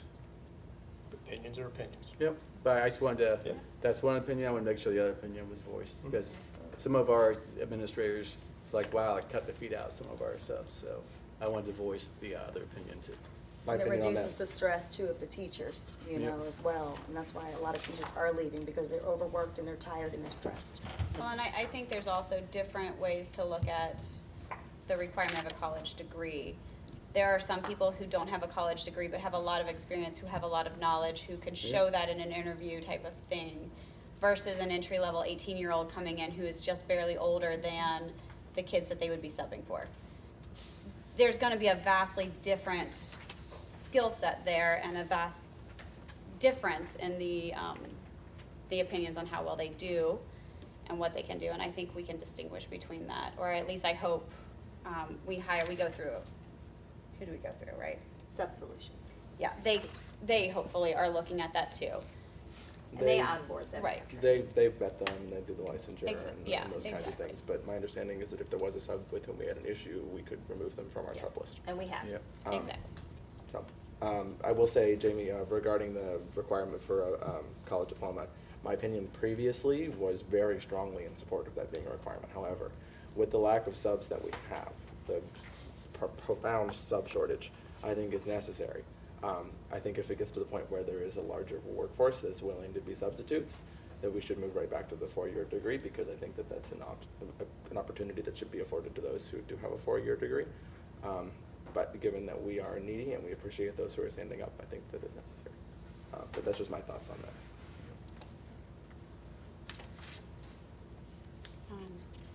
However, if On- we seem to think that we like that, we could keep it that way, so. There is a temporary legal exception, I think, for that, right? Yeah. Oh, okay. It's technically temporary. Yeah. Good point. They had to pass it again. Yeah. I think did they have to pass that again each year? 'Cause I know they did. They pass it through a date. I think they Like pass it through the 24. 23, Thanks for the 24 clarification. school year. 23, It's kind of 24. 2 years. Okay. Then we keep it that way as long as it's allowed. In regards to the policies, and this may be where Neil and I don't agree, we had already passed a resolution saying that we are not gonna give guns to teachers or allow guns in the hands of our teachers. What's the point of writing that into our policy that that can be done? I If- did notice that in the policy, and I Yeah. had that same question. Why put that in if we have already stated as a board that we are not gonna do that? Because that way, when people go to look for that, the resolutions and board minutes, but this would be, now it's clearly stated also in policy. Well, the policy, it's I think, not in the the policy policy. says that Yeah. personnel, not That they personnel. can't, yeah, if that we they- approve them to. If we're approved that we can. Then they can have, Well, follow that's the in approval case process. if there were a change In board. potentially in board, and the board could make the decision, because legally, a board could make the determination that we could have school personnel carry firearms. And so Yes. that's in law, but, so I think their point is, while we don't allow that currently, a different board, if they so chose, could make the decision to allow it. So So while we were- this is where Neola and I disagree, because we have already stated as a board we don't want it, I don't see any reason in writing it in the policy, and if another board wants to write it in the policy, by all means, they can do that once they're the board.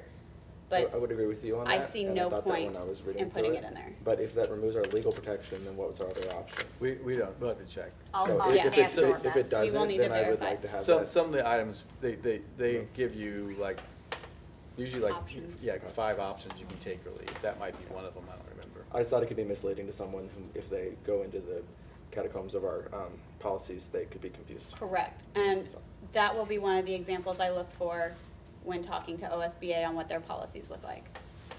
We are not the only school to pass a resolution like that, so there are examples out there. I just don't have them handy.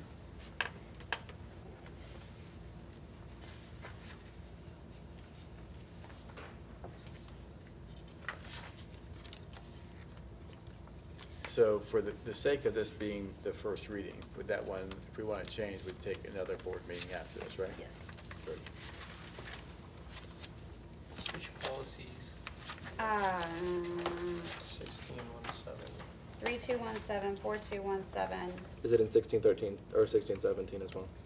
It's I- all the All 17. those It's seven. all the All one the- okay, sevens, got it. yeah. Oh, there's another one. Yep. There's like 4 or 5 of them. Yeah. Because we have one for each classification of it, Can we, And And students, et students. cetera. can we move on with the policies that we're not changing and approve those at the next meeting anyway, and then just separate out those? Yeah, I think that shouldn't, I think that's Great. appropriate. I didn't have any issues with the other ones. I had a question. It really doesn't have to do with approving these, but what is our leave of absence policies for paid family leave, paternity, maternity, formerly known as maternity, paternity? Tequila? I just, in general. Okay. Dave, do you want to respond to that? So, yeah, so what we do as a district is, we allow paid maternity sick leave for up to 30 days. We don't even require a doctor's note. We know that people are gonna need at least 30 days, before that, and so we give that to them. If there are any extenuating circumstances, either like a doctor ordered bed rest before birth or after birth, you know, some complications, then sick leave would also be allowed to use for medical incapacitation, either before or after, and so that would run the length of the doctor's certification on that. After that, because of FMLA, people are allowed 12 weeks of unpaid leave, and so generally from that point forward, where the sick leave would end through the 12 weeks, we allowed an unpaid leave. If they have sick leave build up, board policy says we do expect them to use that, and so they would run concurrently, this unpaid federal FMLA leave and the sick leave that we provide. In the case of childbirth or adoption,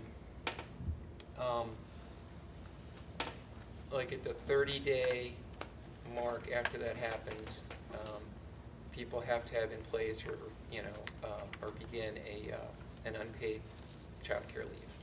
And that can extend for, I believe, 1 year. So our time frame of paid is 30 days. 30 days, well. Unless they have yeah. vacation. Using their own time, using their time. Yeah, off. as far as paid, it's the 30 days plus any extended time of medical incapacitation. But if a woman gave birth, or if a man's wife gave birth and he was taking paternity leave, then if they had 30 days of sick leaves, it would be Actually, what I covered? just said, that just applies to the person having the baby. So we don't have It doesn't necessarily Nothing for apply to, paternity. Okay. the other And- person. Now, they can get some leave, but it's a little different. Okay. Perhaps we could have, do you want to have more of a discussion about that at a future meeting? Yeah, it's not, Yeah. That's I something mean, I'd like to have urgent some right now, but clarification on. yeah, I would like to kind of look Yeah. at that policy and see if there's more. If there's wiggle benefit. room, then we could have a conversation about it. Mhm. Or even just see what it currently And is. so, Right. rather in policy, actually, it's in our negotiated agreements. Okay. Oh, And so okay. our negotiated agreements don't always line up with law. Sometimes they're better than law. Sometimes they match law perfectly. Sometimes they're not as good as law if the union waives some of its rights. I doubt that happened in this case, so it's probably as good as or better. Knowing what the law is, this is better than the law. Yeah, and Yeah, that's it is. generally why things find their way in the negotiated agreement. Gotcha. Thank you. So this is not a board policy, this is negotiated agreement. Right. Gotcha.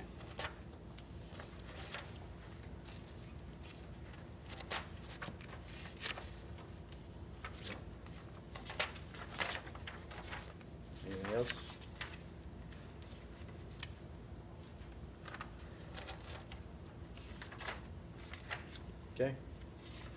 A roll call vote, please, Mr. Oliverio. Mr. Ray, Yes. Mr. Reed, Yes. Mr. Gast, Yes. Ms. Lee, Yes. Ms. McMullen. Yes. Motion passes.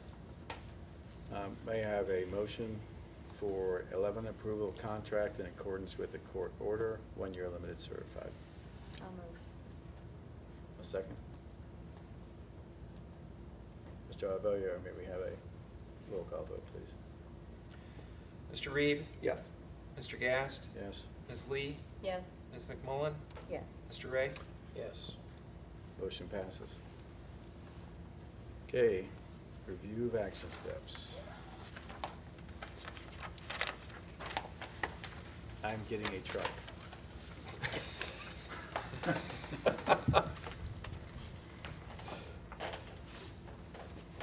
I I'm am, making a banner. There you go. there you go. We're all getting candy. Yeah. I am waiting on or following up with OSBA Yep. on the policy. Right. Cottonwood, right? Cottonwood. Just, I guess, would have to decide as a board what our action steps would be as far as the Cottonwood property is concerned.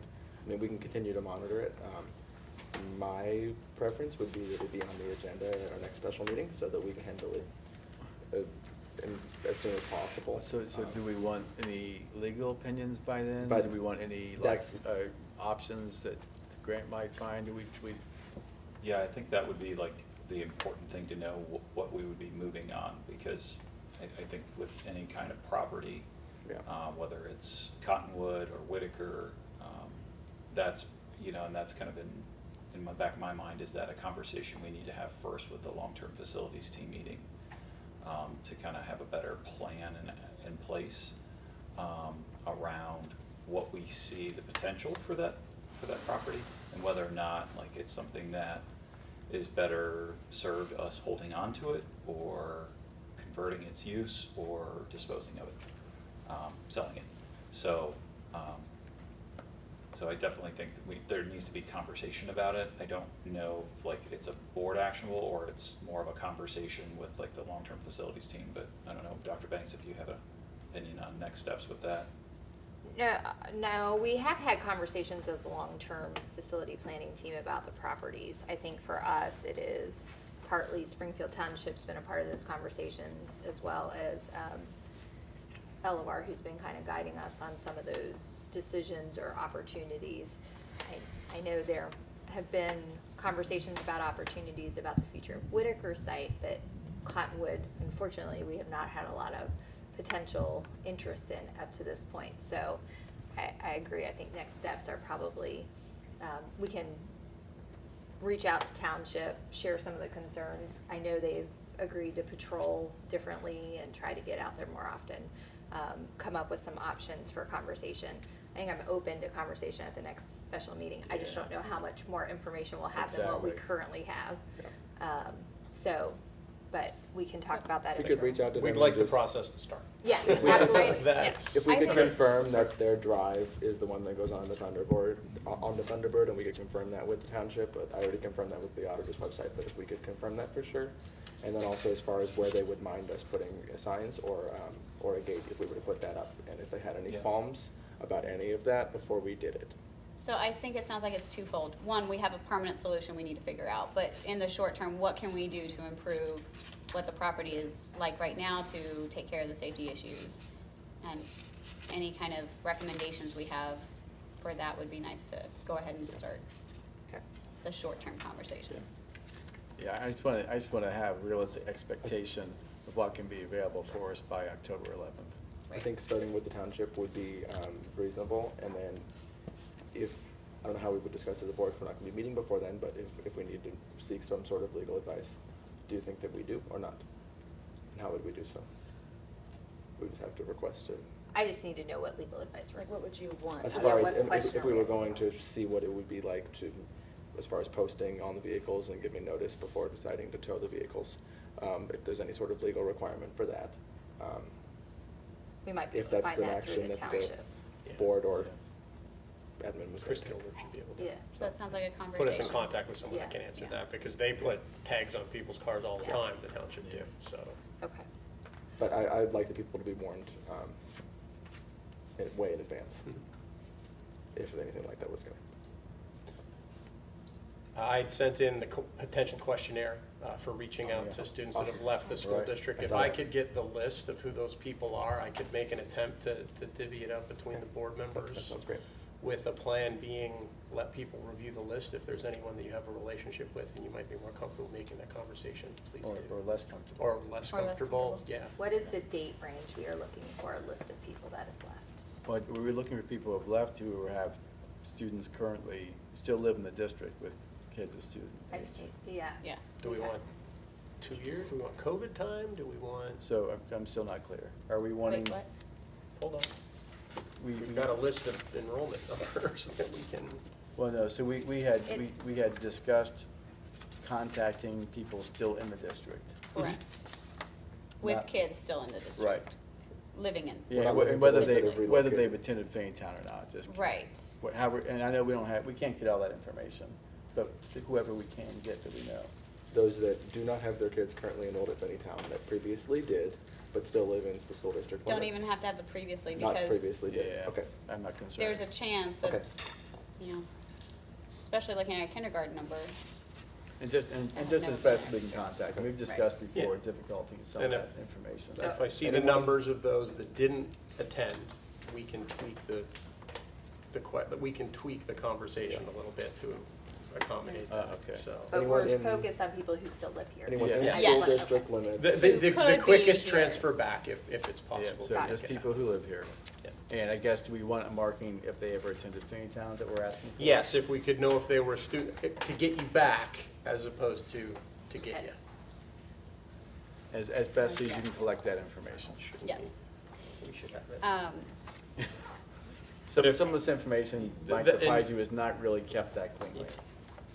Well, we should have a chunk in Dazzle. Yeah, We again. keep track of a lot of that. Right. So, and if they ride our transportation especially, we have it. Yeah. So that could be a pretty easy export. Yeah, if we get, even if it's not 100%, just.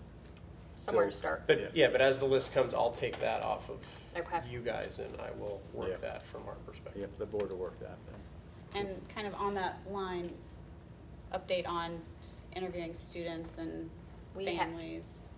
We have a meeting tomorrow to discuss the survey questions Yes, for survey. current staff and students. So I'll have more of an update at the October 11th Okay. meeting. Please. That's scheduled.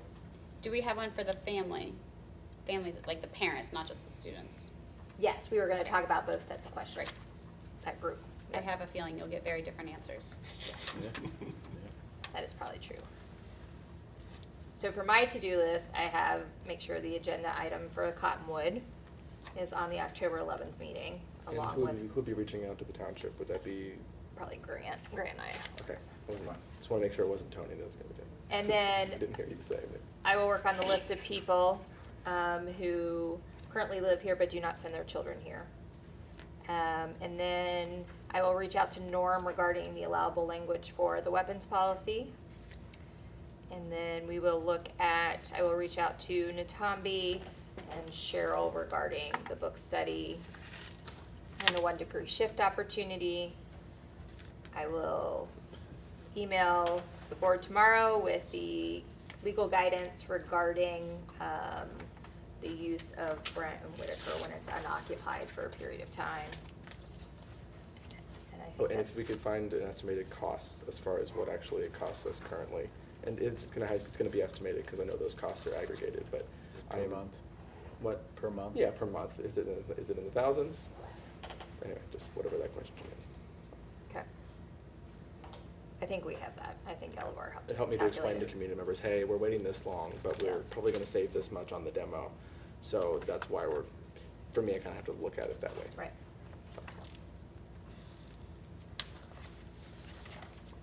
Okay. Number 13, announcements. A special meeting of the Faintown Board of Education will take place on October 11th, 2022 at 6:30 PM in the Media Center at the Faintown Secondary Campus, right here. The agenda will be made available prior to the meeting. Next regular meeting of the Binghamton Board of Education will take place on Monday, October 17th, 2022 at 6:30 p.m. here, with open forum beginning at 6 p.m. Can I ask, do we want to have either of those at the elementary school?